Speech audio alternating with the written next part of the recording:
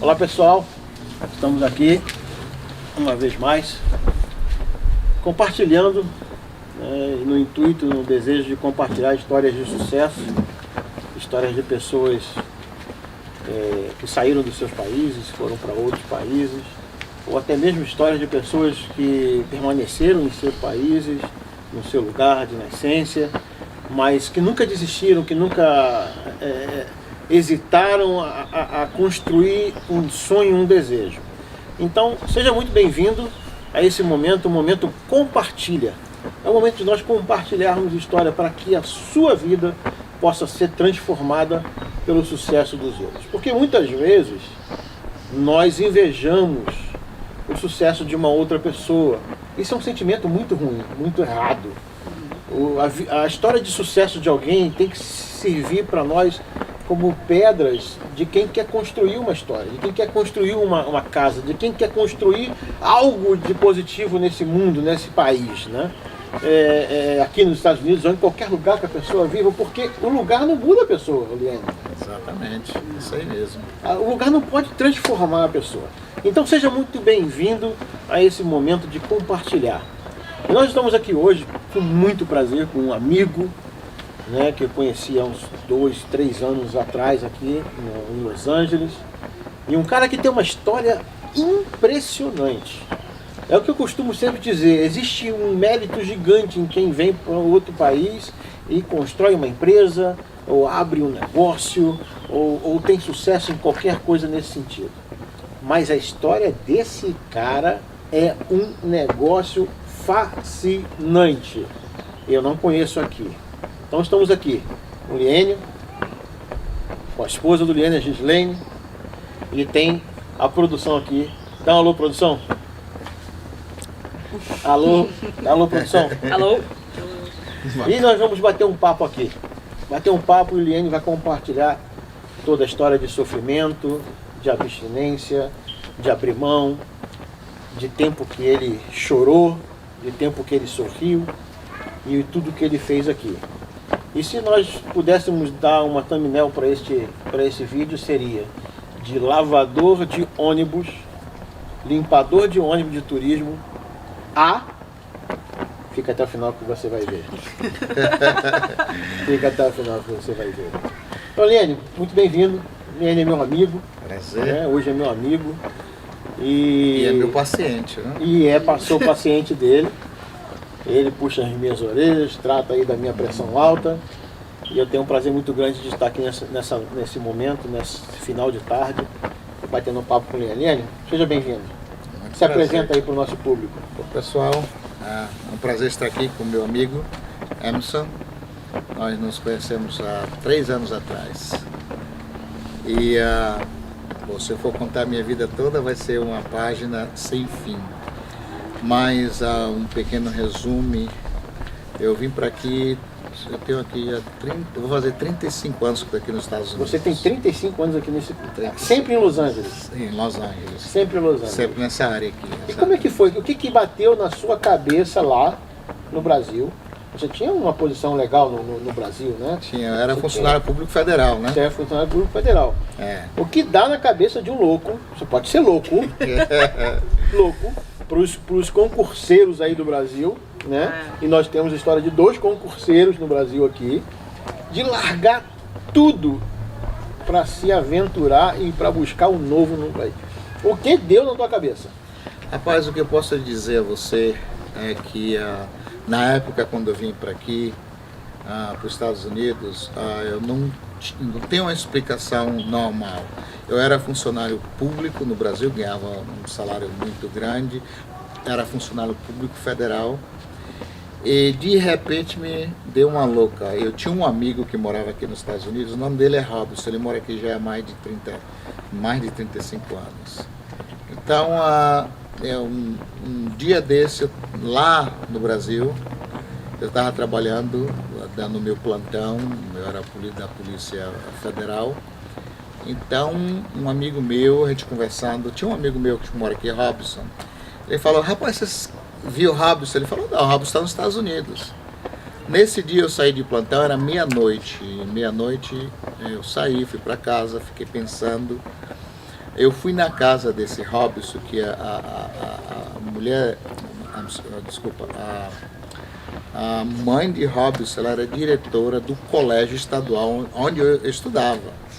Eu fui para lá pedir, a senhora me dá o telefone de Robson. Ela me deu o telefone de Robson e a direção. Eu escrevi para ele. 15 dias depois ele mandou uma carta para mim, Lênio. Peraí. Sim. Essa época ainda era carta, né? Era carta, não existia Ainda era correios carta. eletrônicos. Nossa. Não existia e-mail. E a gente acha que nós fomos assim corajosos de sair para cá na época do e-mail, do telefone celular. Hoje a tecnologia está avançada. Impressionante, impressionante. Aí, então você escreveu uma carta. Resumindo, ele me mandou uma carta, e aí como eu estou aqui, tudo bem, beleza, se você quiser vir para cá, a minha casa está disponível. Aí eu decidi assim, do nada, pedir uma licença, afastamento, férias, aliás. E eles falaram, não posso dar férias porque o quadro do funcionário federal está muito curto e a gente não pode fazer isso agora. Ele disse, então eu como funcionário público federal, naquela época, eu tinha direito de 5 anos de licença, sem afastamento, eu pedi uma licença sem remuneração. Eu pedi, eles negaram. E aí nesse intervalo que eu pedi minhas férias, eu fui no Rio e consegui um visto, mas só que o meu visto só foi para 3 meses. Isso foi o único. Todo mundo conseguia visto para 5 meses, ou para 5 anos. Eu consegui de 3 meses somente. 3 meses para só. viajar, senão eu perdia. Aí nessa época eles não me deram essa minha licença de 5 anos que eu pedi, eu falei, então eu vou sair. Aí onde foi toda, esse cara é louco, esse cara é maluco, essas coisas todas, sabe como é que é, né? Muita gente torcendo contra, dando opinião contra. Você não vai conseguir o visto, né? Essas coisas negativas. Aí eles me deram 30 dias para ficar em casa para me pensar, repensar. Eu disse, não, voltei lá os 30 dias e continuei com minha postura. Não, eu vou para os Estados Unidos. Mas eu fazer o que lá? Mas não, eu vou lá. Aí foi quando o povo acreditou, quando eu pedi minhas contas do emprego federal, eu saí e vim para cá. E comprei minhas passagens 2 dias antes de eu vir. Fui na casa do meu pai. Meu pai, ele é oficial da Polícia Militar.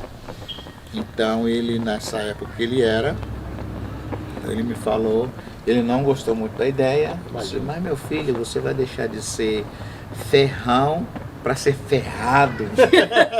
Exatamente essas palavras. Eu disse, bom, então foi o que saiu da minha boca foi isso, não, meu pai, eu não vou fazer isso, eu vou ser igual ou melhor que americano. Eu não tinha nem ideia do que eu ia ser, que não tinha nem a mínima ideia. Não tinha projeto, não tinha nada. Não tinha projeto, só não tinha nada. vir. Eu só queria vir para aprender inglês, voltar e depois, 5 anos, provavelmente conseguir algum dinheiro e fazer meu pé de meia. Uhum. Como a maioria dos brasileiros vinham para cá, eles pensam que podem juntar dinheiro e voltar para o Brasil. Eu vim para cá, passei muitas dificuldades. Mas vamos por parte. Então você veio, chegou aqui, o Robson. Eu vim para casa desse Robson que ele te recebeu aqui. me recebeu na casa dele. Tá, aí qual foi o primeiro trabalho que você arrumou aqui?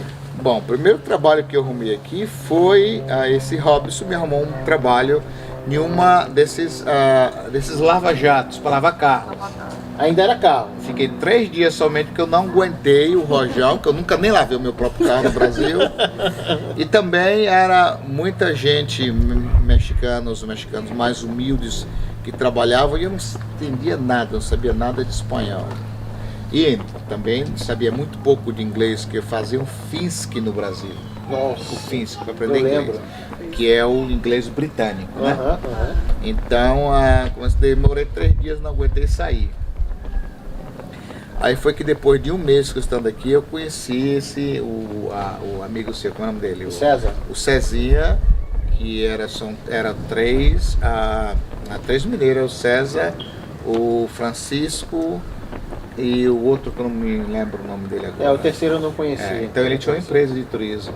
Então você chegou em Los Angeles. E no segundo trabalho que você teve aqui, você foi trabalhar numa empresa de turismo. Exatamente. Inclusive a história do César, uma história do Francisco que a gente quer contar aqui também, né, no futuro próximo, que é uma história de sucesso também, impressionante. Mas hoje nós estamos falando da vida e do sucesso do N. Né? Então assim, aí você veio e você foi fazer exatamente o que eu fui, eles me deram para me lavar o carro. Ele tinha vans, né? Vans de turismo, eu fui trabalhar para lavar a van deles.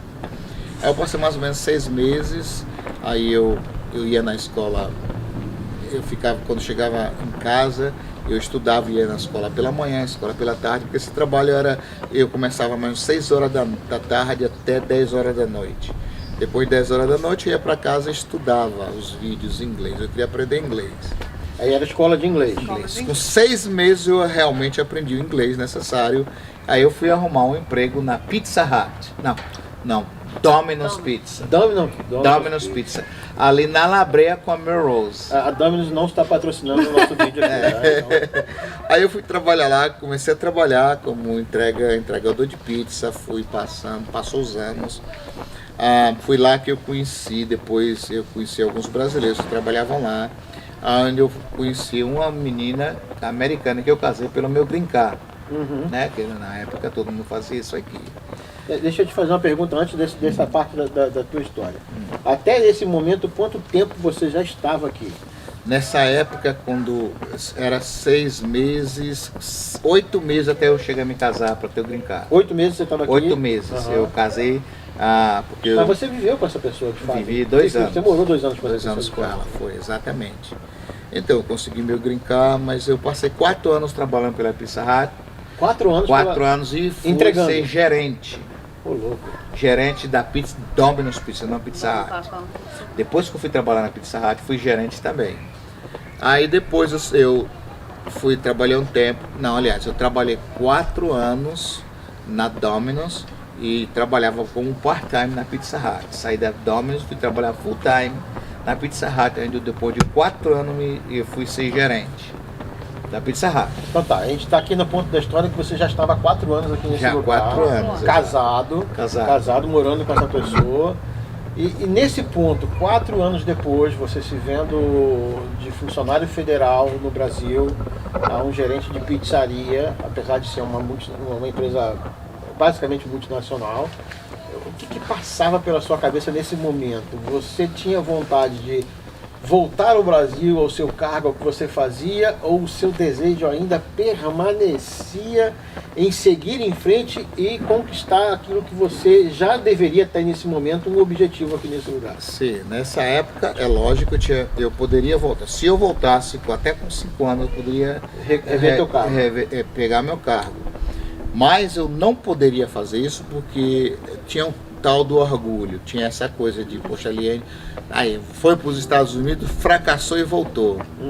Eu não conseguia assimilar essas coisas. Eu disse, não, eu vou ficar aqui até o fim. Não sei o que poderia dar. Aí a história continuou, as coisas foram continuando acontecendo na minha vida. E eu quero fazer uma pausa aqui, porque você falou uma coisa muito interessante. Você chamou isso de orgulho. Eu não chamo isso de orgulho. O orgulho pode ter sido um dispositivo, né? Mas, na verdade, as palavras negativas que você ouviu nessa época, antes de vir, ou durante a sua vinda, e aquilo que ia resultar se você voltasse negativamente, te deu força, em vez de dar força para desistir, recuar, te deu força para avançar. Não foi isso? Não, mas foi isso que a minha força foi essa. Eu não poderia voltar, porque seria um desastre. Seria, poxa, aí tá vendo? Voltou fracassado e voltou para o Brasil. Eu na minha concepção, eu não acreditava em uma derrota. Eu não poderia voltar. Então as coisas normalmente foi acontecendo na minha vida. Foi quando eu conheci um brasileiro. O nome dele é Renato, que agora ele está na Carolina do Sul. Ele tinha empresa de caminhões, que dirigia cross country, né, de daqui para Nova York. Foi quando ele me ofereceu para a gente ser sócio, com dinheiro. A gente tinha um dinheiro juntado e tudo, juntei. E aí foi quando eu entrei nesse ramo de caminhão. Tá, mas aí você já estava falando inglês fluentemente. Não, já estava falando inglês. Fluentemente. Eu não sei se era fluentemente, mas eu me defendia. Você defendia bem? Né, defendia muito bem. Entendi. Aí o que passou, que a gente foi, nós progredimos, compramos caminhões, chegamos a ter uma frota de caminhão dirigindo daqui para Nova York, e Los Angeles, Nova York. Aí, claro, consequência de tudo que passou, meu sócio resolveu me passar a perna. Aí foi quando eu quebrei, zerei, quebrei, a gente quebrou literalmente. Eu fiquei com uma dívida de 150 mil dólares para mim, que eu tive que pagar esses 50 mil dólares. Nesse intervalo de caminhões, eu tinha alguns brasileiros que era funcionário nosso, dirigia pra gente, eu conheci um que chamava Bunny. Esse Bunny conhecia um pastor Gibson. Eu já ouvi falar. Que trabalhava numa empresa que fazia de advogados, que é Gibson Dunn, que é muito famosa, em Irvine. Aí ele falou, poxa, esse Bunny, poxa, Liane, você fala bem inglês, por que você não vai trabalhar sendo oficial de justiça para essa companhia muito grande de advogados? Aí ele me apresentou esse Gibson, eu fiz o teste e passei. Aí eu fui, trabalhei 9 anos. Nesse intervalo de 9 anos, foi que eu disse, bom, a única maneira de você ter sucesso aqui nos Estados Unidos é você ter um business ou você ter uma profissão. Um business eu tentei, fracassei porque me passaram a perna. Então eu disse, a única coisa que resta para mim é estudar, porque não importa o que aconteça, não importa em que país eu vou, ninguém vai me passar a perna. Ninguém vai te tirar ninguém vai me tirar minha profissão. Ninguém toma de você. Ninguém toma de mim. Então foi quando eu decidi. Será que é por isso que as escrituras sagradas, né, uma das partes que nós queremos fazer nesse canal é compartilhar as escrituras sagradas longe da religião, da religiosidade, fazer isso de uma forma leve e instrutiva e construtiva para a vida de qualquer um. Exatamente. Daquele que acredita, daquele que não acredita, porque não importa se você crê ou se você não crê, ela serve para todo mundo. Concorda? Exatamente, serve de lição de vida, né? Porque as escrituras sagradas dizem que assim, o povo apodrece, ou o povo perece, ou o povo emburrece, ou se destrói por falta de conhecimento. Exatamente. Né? Então, uma empresa, alguém pode te tirar de você, ou te dar um ruim, mas o conhecimento ninguém tira, né? Ninguém tira. E tem outra coisa também que é muito interessante nesse intervalo, quando eu conheci minha esposa, ela me falou uma coisa que foi essencial para mim. Ela contando a minha história com o pastor dela da igreja, que ela é de Brasília, como é o nome do seu pastor? Rodovalho. O pastor Rodovalho. E ele falou uma coisa que eu tenho na minha mente, ele tem fé. Ele não tem coragem. Ele não é corajoso, ele é um homem de fé.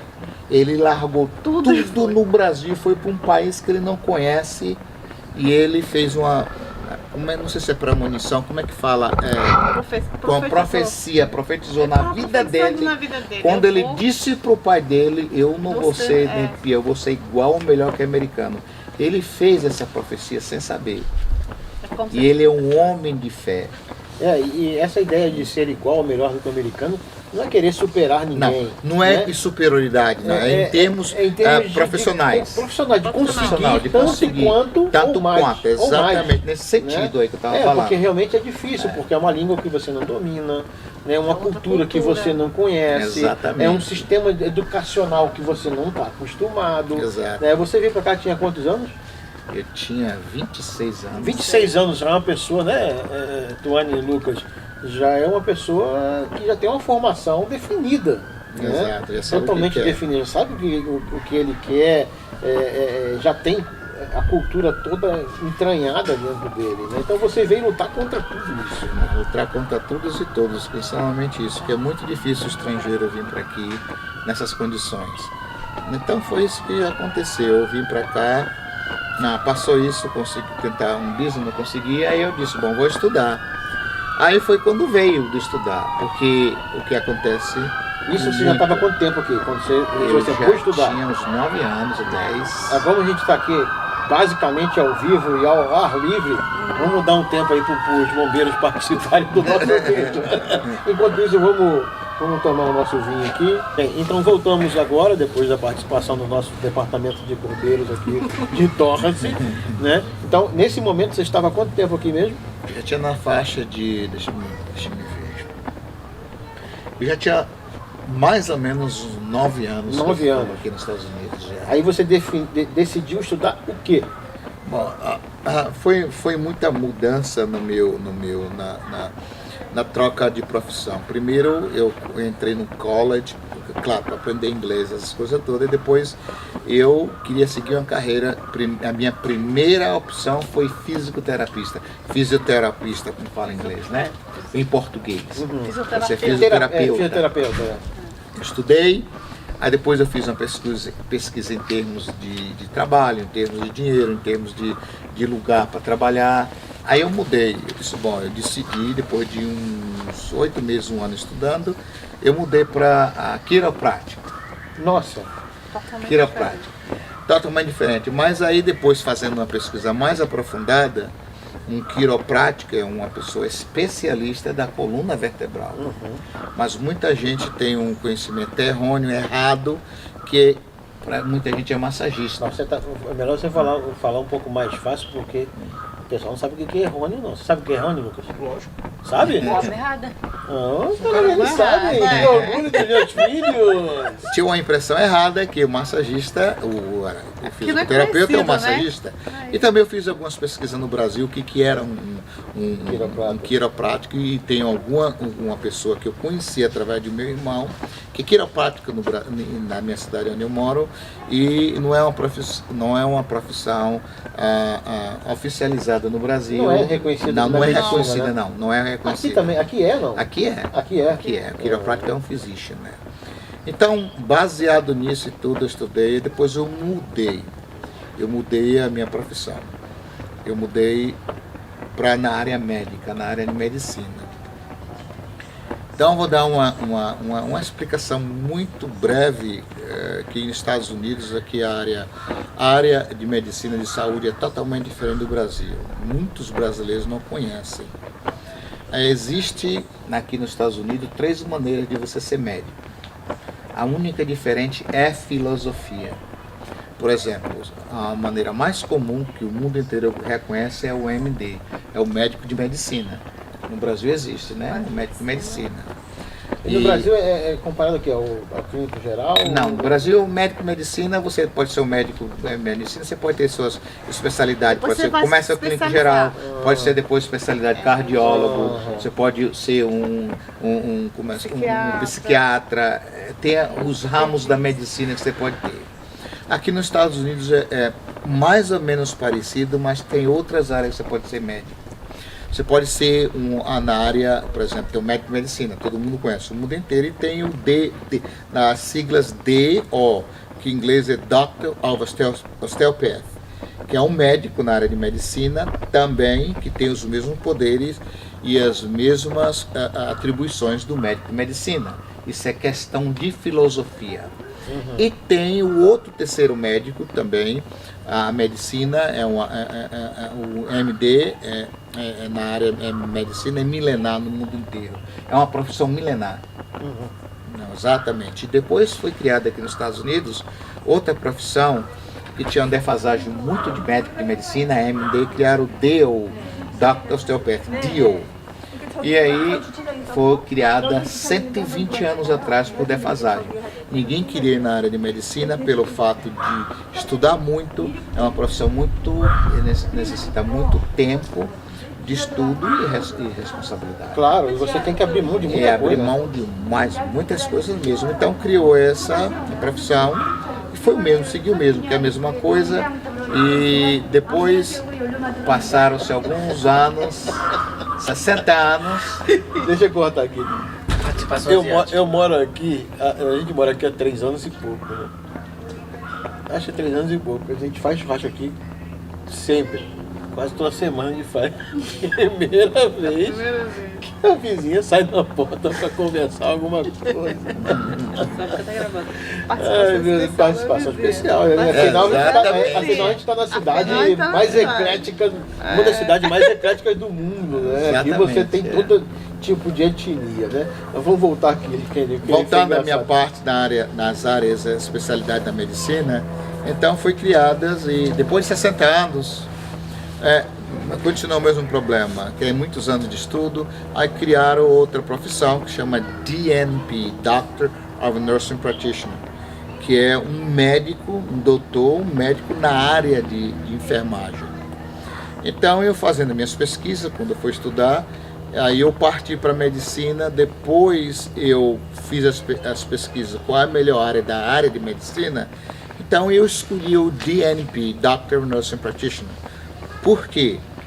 É a mesma coisa, faz a mesma coisa, os mesmos anos de estudo, mas só que tem uma coisa que eu gosto muito na área dessa medicina, que é uma medicina mais, como é que se fala, avançada, uma medicina mais moderna, que a pessoa cuida não só da doença, em inglês a gente fala body, mind, spirit.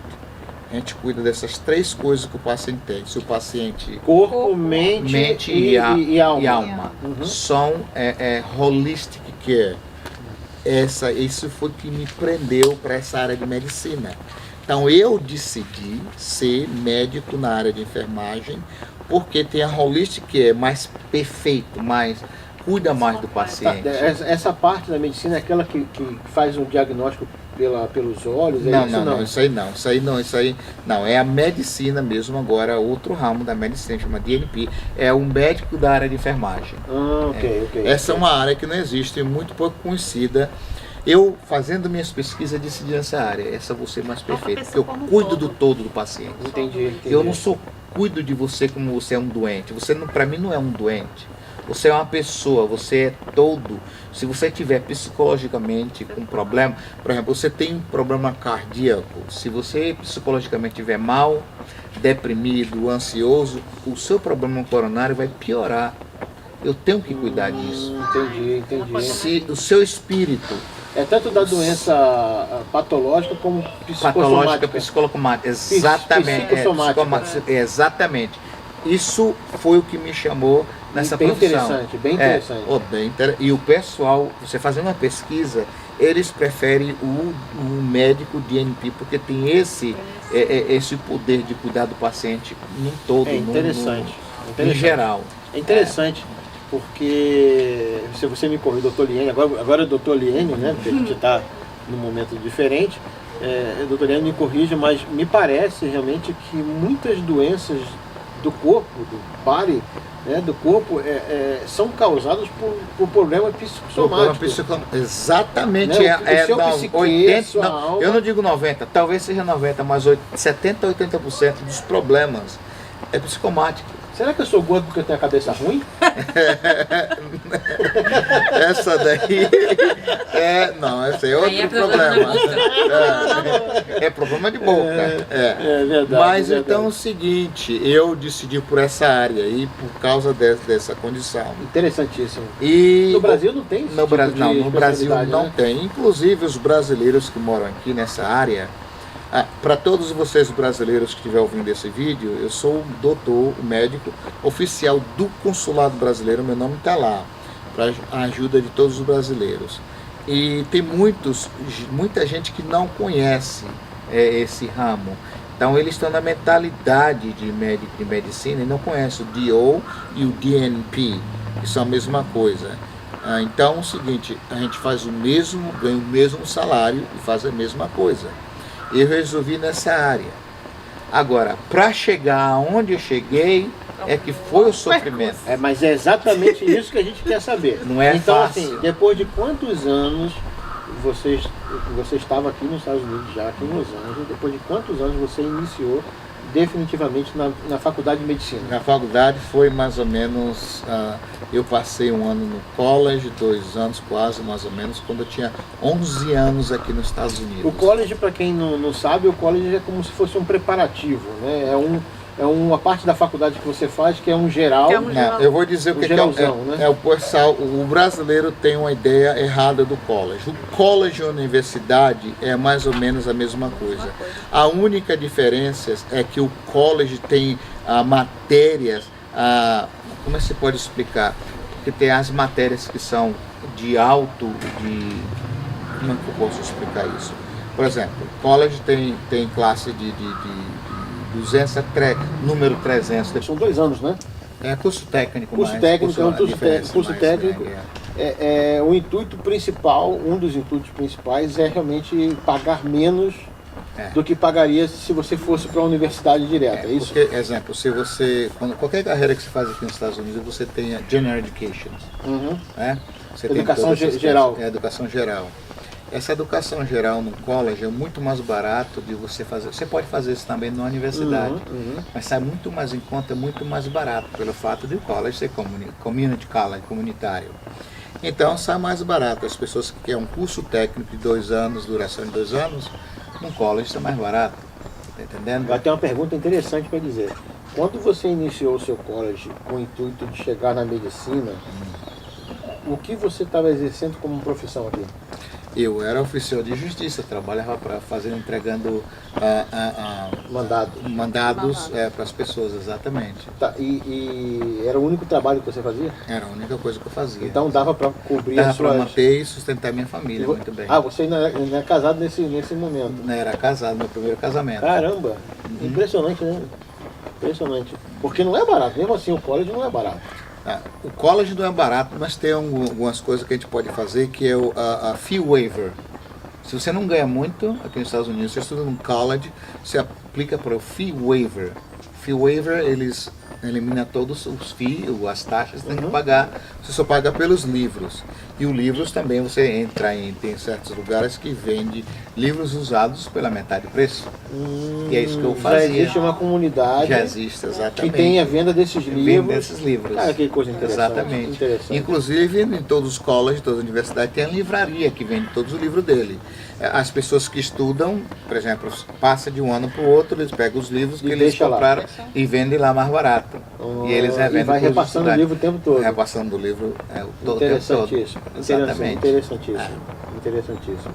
Então, eu estudei o meu tempo todo, na minha época do college, pelo fee waiver. Quando eu fui para a universidade, aí foi quando houve o Student Loan, que é o Federal Student Loan. O governo paga para você, que não é grátis. É uma coisa que os brasileiros pensam que estudo nos Estados Unidos é grátis. Não.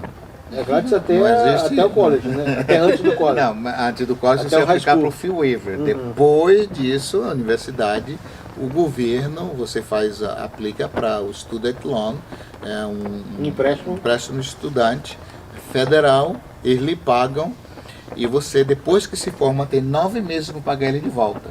9 meses? 9 meses para você pouco? pagar. É 9 meses. É pouco, cara. Então aí você fez os 2 anos de college e depois ingressou na faculdade. Na faculdade. Tá, nesse ponto da sua vida, você estava aqui há mais ou menos 11 anos. 11 a 12 anos. 11 a 12 anos. Nesse momento, em nenhum momento deu aquela fraqueza, deu aquela... Falar assim, caraca, eu tô perdido, ou antes disso deu aquele momento, caramba, eu tô perdido, o que eu faço da minha vida? Em que momento, até esses 11, 12 anos, você teve um momento, de repente, de assim, não sei o que eu faço da minha vida agora, tô perdido? Não, nenhum, porque eu tinha propósitos. Perfeito. Eu tinha propósito, eu sabia o que eu queria. Fica a lição para você aí. Quando você tem propósito, quando você tem uma direção, um objetivo para a sua vida, não existe espaço para desculpas e não existe espaço para dificuldade. Eu trabalho, eu tenho família, não existe tempo para estudar para quem quer seguir um propósito na vida. Não existe. Existe desculpas para quem não tem coragem para seguir um processo, aí vem a desculpa, eu não posso, eu não tenho tempo, eu trabalho demais, eu estou cansado, existe tudo isso aí. É verdade, é verdade. Então quem encontra desculpa é porque não quer fazer o que tem que ser feito, não tem um propósito na vida.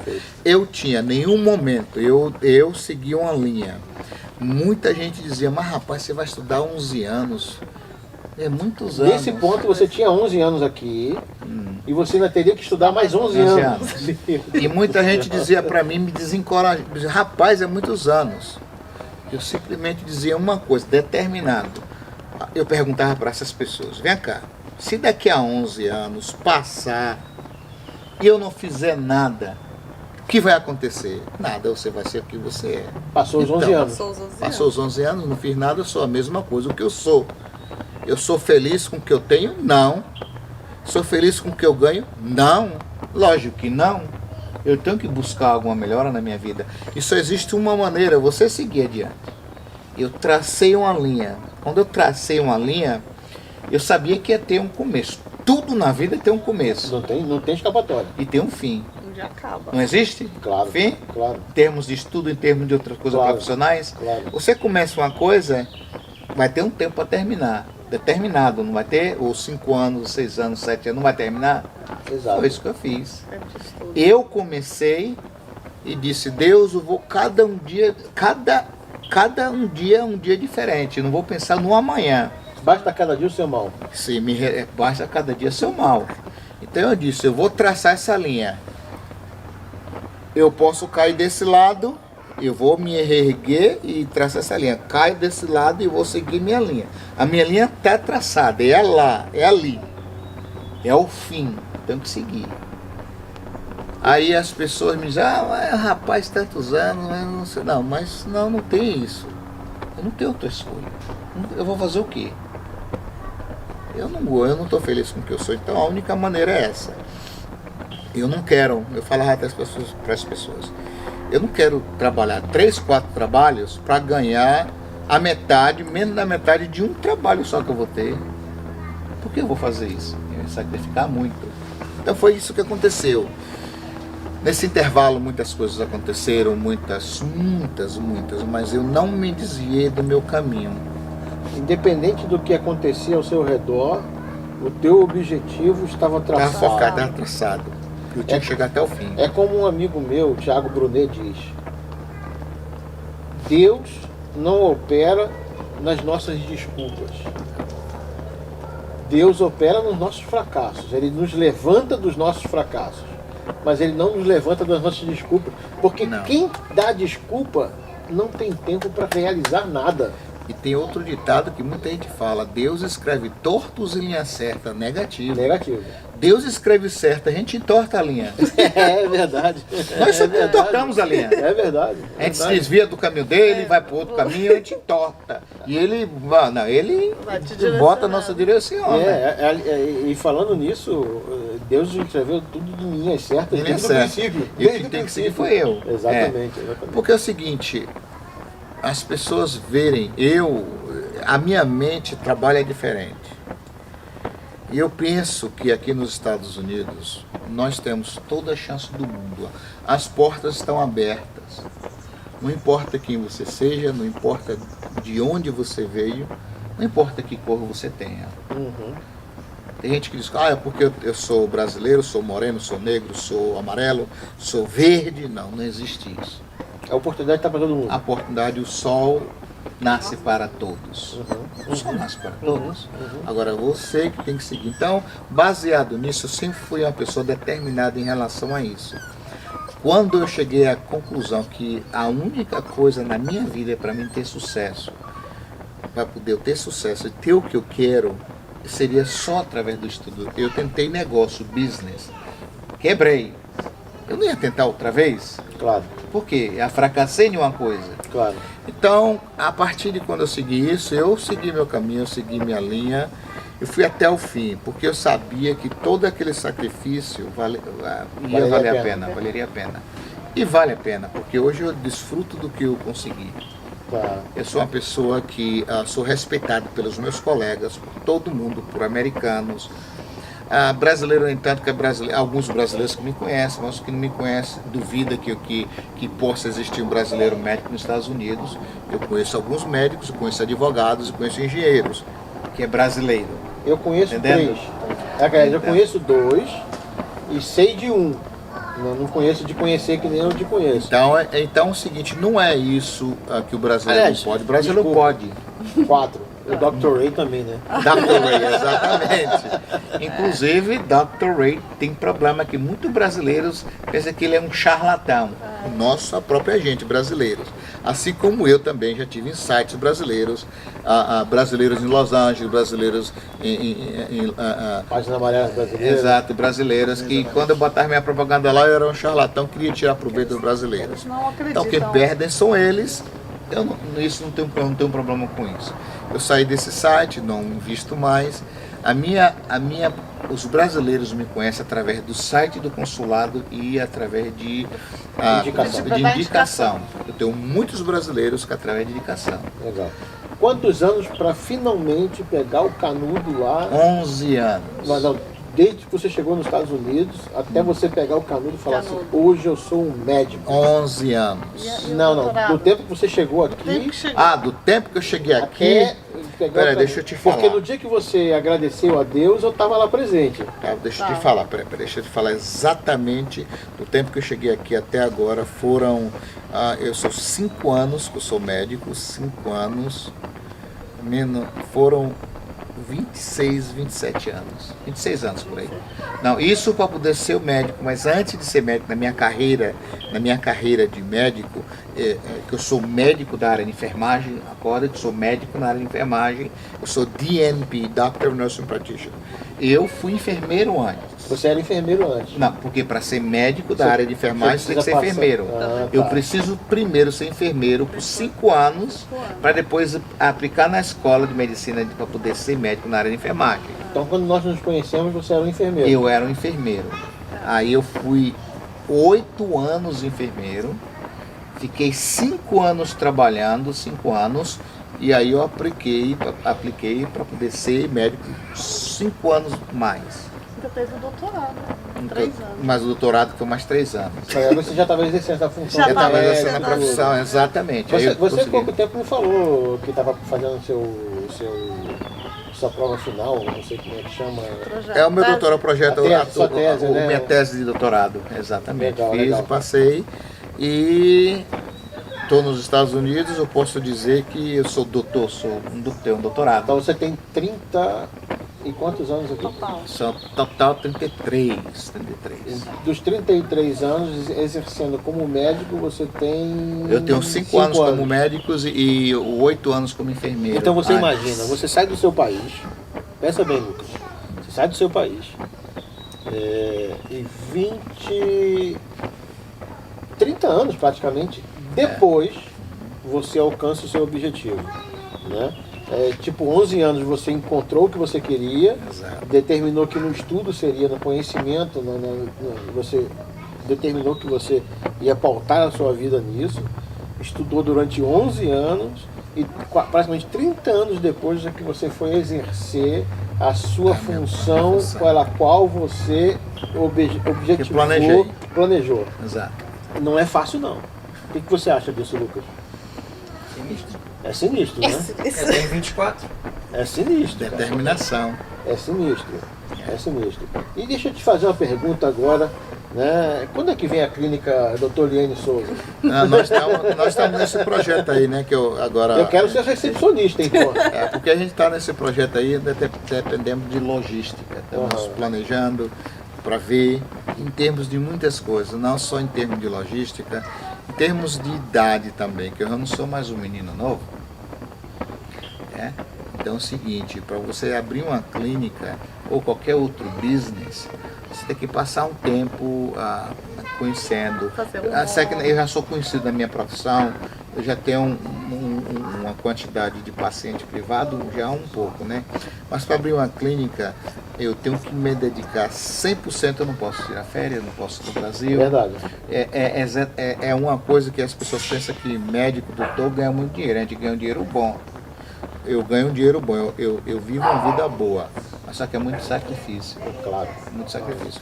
Então, para abrir uma clínica tem que haver mais sacrifício, porque aí eu não posso me abdicar de férias, de tudo, até quando tiver 5 a 10 anos estabilizado. Até funcionar. Exatamente. Então é o seguinte, eu tenho 58 anos. Aí eu tenho que pensar o que eu quero. Se realmente eu quero isso, vai demorar 10 anos, de 5 anos até que eu possa estar tranquilo. Mas a gente está pensando aí nessa logística. Entendi. E uma outra pergunta. Da onde surgiu a Gisleide na sua vida? Como é que foi isso? Você casou com uma americana, ficou casada Sim. com uma americana, teve 2 filhas com ela, né? Sim, 2 Essas filhas. 2 Stephanie de 25 e a Vivian de 23. Vai fazer 24 agora em agosto. Então, assim, essa é uma outra parte da história do Liene que nós compartilhamos agora há pouco, apesar de já sabermos, né, da história, mas é uma história que a gente não se cansa de Bom, é uma história de muito ouvir. interessante, porque é o seguinte, eu era feliz na profissão, mas não era feliz no amor. Tinha que ser completo, né? Claro. Eu tinha que conhecer alguém para poder cobrir essa outra área. Porque nenhum homem vive só nesse mundo. Claro. Deus não criou a gente não criou nenhum homem para estar só. A gente, dizem que cada um tem que ter o seu pé de meia, né? Claro. Então é o seguinte, eu era muito feliz no que eu fazia na minha profissão, eu gosto, eu amo o que eu faço com dedicação, por amor, mas na parte emocional, Afetiva. não tinha muito, quer dizer, encontrava gente, mas maluco. Não era pra vida. Não era pra vida, era coisa passageira. Eu queria encontrar alguém passageiro, aí foi quando veio a internet, que é um milagre para quem quer conhecer alguém. Eu recomendo para todos vocês. Foi quando eu entrei num site Amor em Cristo, cristão, né? Eu recomendo o site, porque é legal. onde eu conheci ela. Aí foi quando veio, a gente se conheceu em 2013, em janeiro de 2013, a gente ficou conversando, aí ela veio em junho de 2013, ela veio do Brasil para cá, de Brasília para cá, a gente se conheceu, a gente se gostou, ela voltou. 5 meses depois veio outra vez, a gente ficou noivo, né? Aí depois ela voltou de novo, que ela trabalha para o governo federal, ela é funcionária, ela é secretária executiva do órgão da Defensoria Pública. Aí ela voltou, quando a gente ficou noivo, 6 meses depois ela voltou de novo, a gente casou. 3 vezes, na terceira vez a gente casou, ela voltou. Aí depois, quando ela voltou, 3 meses depois que a gente se casou, aí ela está aqui até hoje. E o que dá na cabeça de uma pessoa, de largar um cargo federal que nem ele fez lá e vir para aqui com um cara feio que nem o Liene, assim? Bonito por dentro, hein? Lindo por dentro. Olha, igual a ele, assim, eu era concurseira. Aham. Eu sou do interior da Bahia e eu decidi que ia ser funcionária pública federal e determinei aquele cargo, eu quero esse cargo, que é gestora pública federal. Logo aí eu passei no mediano, passei na Universidade Federal de Brasília, eu só estudava e trabalhava. E eu peguei um cargo executivo, um cargo, né, que eu viajava o país todo. Só que, como eu falei, faltava família. Você é realizada profissionalmente, eu tinha, como é que chama, meu motorista, meu carro oficial, meu cafezinho ali e tal, morava só que falta alguma coisa. E eu queria uma família, eu falo assim, Deus, eu quero uma família, né? E aí eu decidi que eu ia encontrar alguém pela internet, por vários fatores, né? Eu conversei com o meu pastor, algumas amigas, e por incrível que pareça, sabe tem uma propaganda no Brasil que fala assim, não esqueça a minha calói. Uhum. Aí teve um dia que eu perguntei assim, Deus, onde é que eu vou encontrar uma pessoa legal? Eu perguntava pra Deus, que eu gosto de conversar com Deus, né? Aí uma vez eu estava tomando um café, aí tinha 2 amigas falaram assim, olha, minha amiga entrou no site Amor em Cristo e conheceu uma pessoa. Isso em 1 semana. Aí depois eu vou para a igreja, tinha 2 meninas no banco, né? No culto, olha, minha prima casou nesse site. Aí eu pego um metrô lá em Brasília, aí tinha 2 outras pessoas conversando, eu falei, nesse site, eu falo, pronto, acabou esse site. Aí eu decidi fazer o cadastro, assim, escolhi o site que eu fiz o cadastro e eu vi, ele mandou uma mensagem, eu dei logo meus 3 telefones, me liga que eu quero conhecer você, já foi direto. E foi assim, a gente começou a conversar, foi algo muito rápido. Assim, em 6 meses as coisas foram fluindo e por incrível que pareça a gente tinha uma amiga em comum, que era o pastor Márcio, da igreja, né, de Brasília, que tinha uma igreja aqui, que tinha em comum. E eu vim pra cá, conhecê-lo. E acabou que eu que pedi em casamento. Aí eu pedi em casamento. E dessa união, e Deus formou, né? Deus fez. Nasceu uma filhota, Giovana, linda, tá lá dentro. Eliane, pra gente fazer as considerações finais aqui, que conselho você deixa aí para essa juventude? Porque você não era tão novo quando definiu e traçou esse objetivo, né? Os 33 anos. 33 anos, 26, 26, eu tinha 25 anos.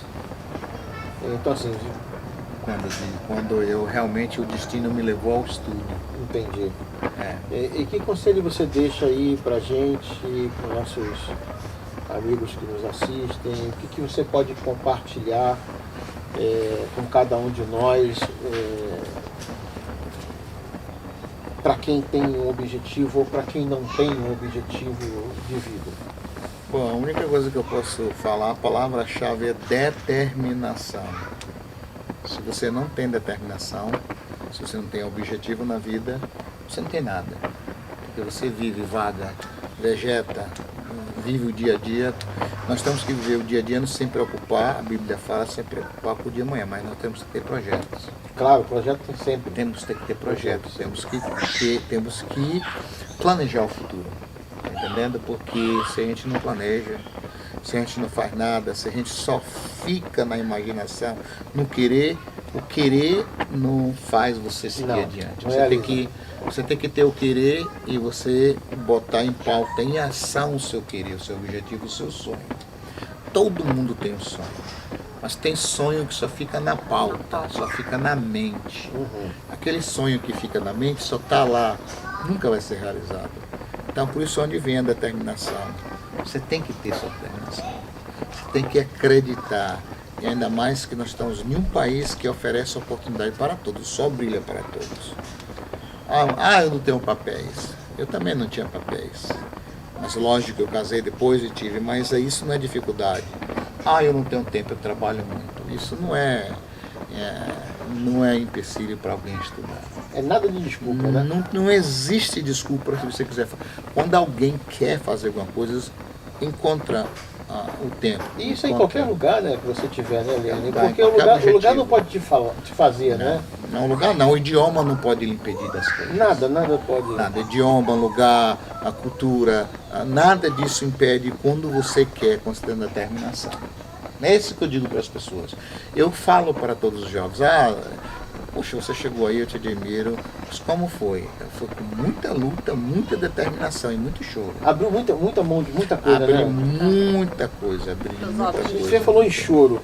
Conta pra gente, antes da gente encerrar, qual foi o momento mais crucial que você parou na tua mesa de estudo assim e falou assim, Deus, eu não estou aguentando mais? Foi muitos. Tinha dias que eu passava estudando 20 horas. Já passei 20 horas estudando. Para poder fazer. O pior é quando eu tinha o dia da semana que a gente tinha que fazer provas finais, testes. Esse era o pior momento. Eu tinha que me dedicar a estudar e tudo. E além disso, que é o pior ou o melhor de todos, acho que é o melhor para isso.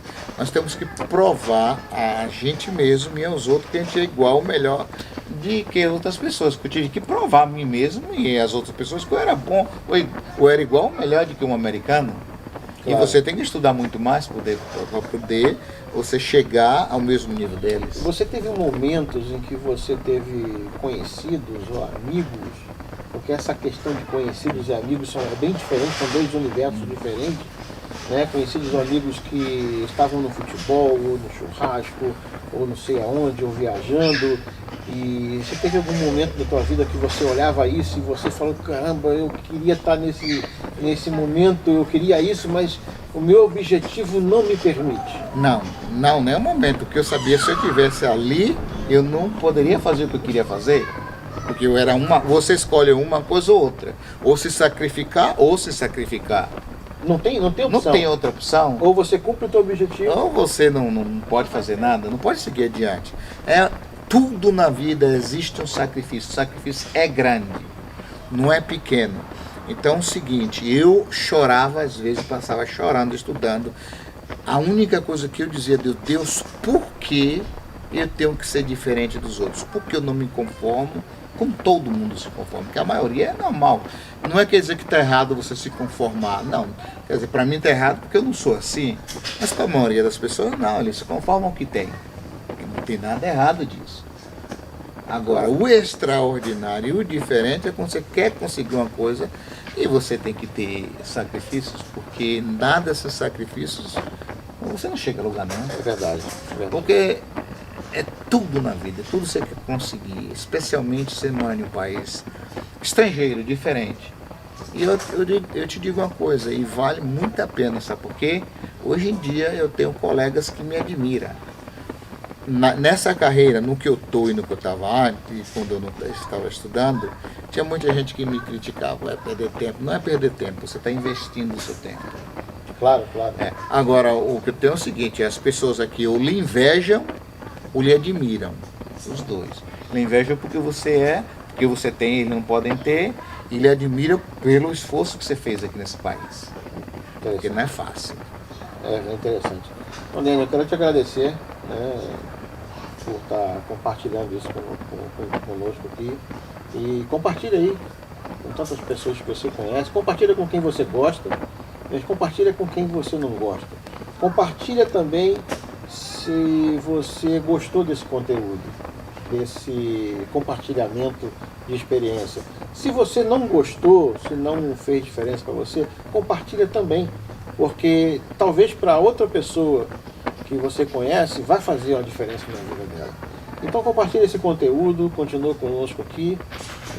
Nossa ideia realmente é trazer para você um conteúdo de experiências reais e que possam motivar você a sair do seu lugar.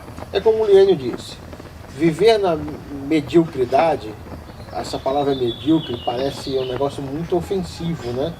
Mas significa que você vive na média de todo mundo. E não há nada de errado nisso, absolutamente nada de errado nisso. Ser uma pessoa ordinária, que também muita gente confunde a palavra ordinário com algo ruim, ser uma pessoa ordinária é ser uma pessoa na ordem de todo mundo, que todo mundo é. Mas não se conforme com o que você é, não se conforme com onde você está. Faça o extraordinário. E outra coisa também, não é a pessoa não se sente, muitas vezes as pessoas não seguem seu sonho por estar em outro país, por se sentir que ele é inferior ao americano. Ninguém é inferior a ninguém. Todos nós temos um cérebro, somos capazes, como qualquer outra pessoa, nós somos seres humanos. Temos capacidades mentais, Deus nos deu inteligência. A gente pode ser o que a gente quer, com determinação. Ninguém é inferior a ninguém. Não se sinta inferior porque está num país estrangeiro, porque não fala o idioma. Isso aí pode ser superado. Só isso que eu deixo para vocês. É isso aí. Então, muito obrigado. Compartilha com todos os seus amigos, com os seus inimigos. Compartilha com todas as pessoas que você conhece. Segue aqui a gente no nosso Instagram também. O Lucas vai deixar aqui o Instagram do Dr. Liênio, para que você possa ter acesso a ele também. E vamos juntos. Em breve, mais bate-papos, mais um podcast que vai compartilhar experiências com você, para que a sua vida possa ser transformada independente do lugar que você esteja. Um grande abraço. Fica com Deus. Um abraço.